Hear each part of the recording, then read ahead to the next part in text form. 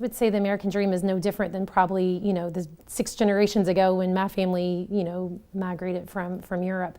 The goal of being able to support your family, to live with a high quality of life, being able to have a family, send your kids to school, being able to see them grow up and do better than you did, I would say is all part of the American dream. And I would say that is certainly still alive and well. Although, as we know, the gap is growing more and more by the day in terms of, equity and those who have versus those who don't. And so, again, though, particularly in Beechmont, it is still very possible to have, an affordable home and to find a path in the way of employment. We currently have a good economy, across Metro, but there are challenges.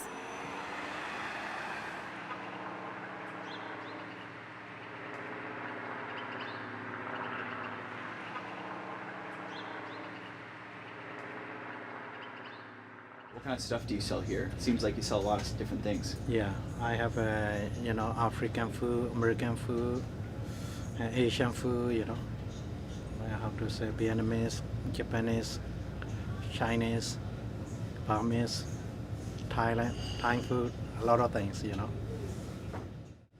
My first name T-U-N, last name K-Y-A-W. And then you just go Chris because that's an easy name Chris, for Americans to understand? Yeah. And next Saturday, 3 o'clock, English practice. Y después de esto, a las 3 de la tarde, práctica de inglés. Today, you may, if you are able, stay until 4:30, if you are able. Y si pueden quedarse, pueden seguir conversando hasta las 4:30. If you're able. My name is Shakir Ali, S-H-A-K-I-R, Ali, just like Muhammad Ali. Yeah, the same last name. So how long have you been living in the United States? About 20 years. You've been living here 20 years? Yeah. And you said you moved from Burma? Burma, yeah. So why did you move to Louisville? Before I made sushi, I'm a sushi chef. I made sushi all around the United States. I worked with U.S. Army for 7 years, 2 first years as interpreter. And I worked for Florida about 6 months, Tampa. And then I moved around, everywhere, Ohio, and Michigan, Indiana, Pennsylvania, New York.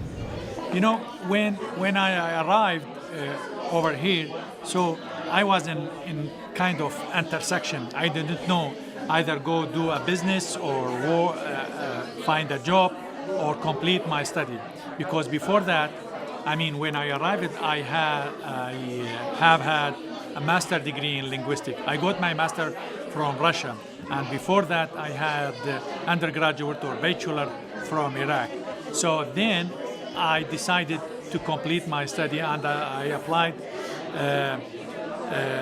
to Bellarmine University, and that's what I am doing. I am at the end of my program, PhD in Education and Social Change. I made sushi about 16 years altogether. And here in Kentucky, about 15 years. I left my sushi business about 2016. I started this business 2016 to until right now. How to say? And when we get here, I have one daughter and one son.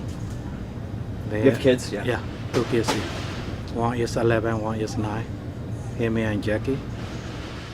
I came over here with my family, which it consists my wife and my daughter and my son. Since then, we have been here in Louisville. So I've been a resident of Beechmont for the last 15 years. Love it. I think it's the best of all worlds, but certainly wanted to help us see our potential. I'm a social worker professionally, so being in the community is what I do. And campaigning was a great experience in the way that it gave me the opportunity to really listen to people and their experience in the neighborhood, learn about opportunities for improvement, as well as what keeps people in the neighborhood.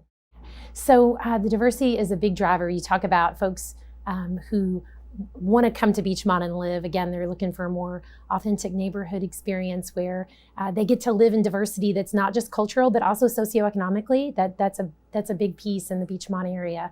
And so, over the last 15 years, we've exploded in the way of diversity to the point that, we are approximately, and don't hold me to this, but I want to say about 30% non-white. And so that's a big deal. And again, when you look at the socioeconomic breakdown, also really important. A lot of people, they think superpower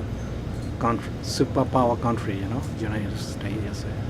Before 2003, I never met America. All I knew about America, it was from movies or from books or newspaper. So one big stereotypes, I thought all American, because America is a developed country, I thought all American are super genius. But when I met them, they are not. You can find different people. Some of them are genius, some of them are smart, some of them are just normal people. My country not very good political situation, so that is one thing we moved to here. And another thing also business opportunity here. So, how to say, living standard very good, living standard very good. Very young. And health plan very good. There were many reasons led me to come to here to the United States. One of them to see better education for myself and for my kids, for my daughter and my disabled son. And the other reason which made me to leave the country, my own country back home, because it was not, and still it is not stable. You can go to your bed today and you don't know what following day how it will be. Before I get to United States, not only my people, I also think we can go easy way, but not easy way, For example, everything is harder, not easy. But even though we have a hard life, but whatever we try, we can get more opportunity, something like that. I have many projects in my mind. One of them, I may apply to work with any American university here in administration, in immigrant department, or maybe do some kind of a contract with people overseas, bring them over here, or maybe we have some American university back home in Iraq, in Kurdistan. I may go over there. It's still, it's a time to think what should I do with this PhD. But if we compare with my country and United States, very different. We cannot compare anything. Here is a lot of opportunity, even though we have to work every day. We as immigrants, when we moved here, we have our own dream. Many of us want to get American citizenship and to be part of this country and to contribute positively. What we know about healthy neighborhoods is they have a balance of folks, people who have capacity in the way of resources or time. And then you have, families, you have folks who have been there a long time and contribute in the way of season to the neighborhood. And you have new folks who bring new insight and perspective. In my country, I speak two languages. One is an Arakan language, one is Burmese. And we are very minority people, even though we're from Burma. But Burma have a different, ethnic group. So I'm one of the ethnic group, Arakan, western of the Burma. What language do you speak at home? We speak Kurdish language because we are Kurd. We are from the north part of Iraq, but also when we have some guests, if they are Arab from either Iraq or Syria or any other Arabic countries, we do speak Arabic. And sometimes we have American guests, and we also speak English. Is your wife Burmese as well? Yeah. So what do you think your kids are going to be raised as? Are you going to keep Burmese culture and traditions, or are you going to let them be more, American? I think maybe we cannot nothing control. That's nothing control. For religion, they're talking. Hey, they have a God. Everything is controlled under the God. They're telling me. So I also free thinker too, you know, whatever they believe, you know. Yes.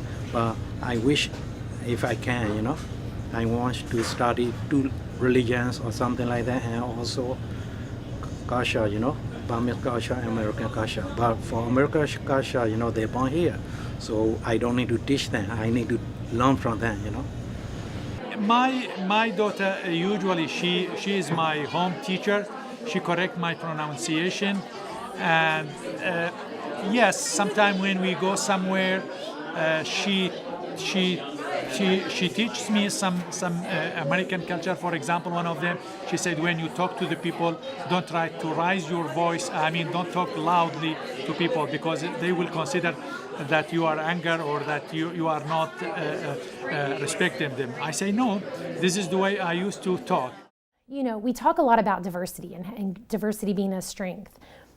One thing I found through campaigning and just my time in the neighborhood is that diversity is only a strength if people feel included. And so diversity is only a strength if people are supported. And to be fair, particularly when you also tack on the things that come with being new to a community, and if socioeconomics is a factor, that may require more support. It means we're going to need to know our neighbors. I was telling Iraqi people, don't look at American people through the soldier who is in the tank or who is carrying the gun and walk in the street. If you go talk to him and break the ice, you will see he is very friendly, he is very kind, he has a family as we do. Some people who just don't know things like Muslim values, they're not very different from their own, and they sometimes think that people coming into this country are ruining it. Yeah. What do you want to say to people like that? You know, first of all, let me tell a Muslim community, we should be patient. We should make a bridge with those people who don't want us to be here, and we have to tell them our own story. Most of us, we came over here not because we wanted. Our story brought us up here. So if we tell them our story and the reason behind why we are here, I think they will change their opinion. I want to stay here, United States, for after, how to say, forever, or after you retire? After retire, or, you know, until pass away, you know.